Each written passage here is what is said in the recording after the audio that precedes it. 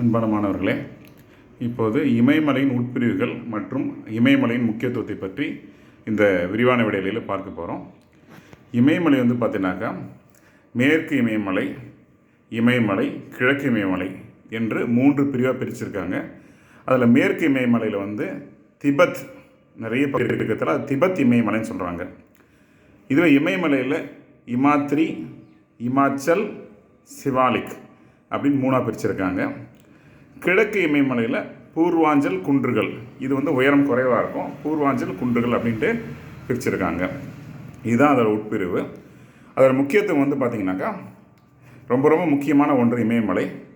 தென்மேற்கு பருவக்காற்றை தடுத்து வட இந்தியா முழுவதும் மழை பொழிவை கொடுக்குது. அடுத்தது இந்தியாவுக்கு ஒரு இயற்கை அரணாக, இந்தியாவுக்கு பாதுகாப்பு அளிக்கிற ஒரு இயற்கை அரணாக இருக்குது. வற்றாத ஜீவநதிகளான சிந்து, கங்கை, பிரம்மபுத்திரா போன்ற ஆறுகள் இங்கே தான் உற்பத்தி ஆகுது. அடுத்தது நிறைய சுற்றுலா பயணிகளுக்கு சுற்றுலா தலங்களாக இந்த இமயமலை பகுதிகள் அமைகிறது.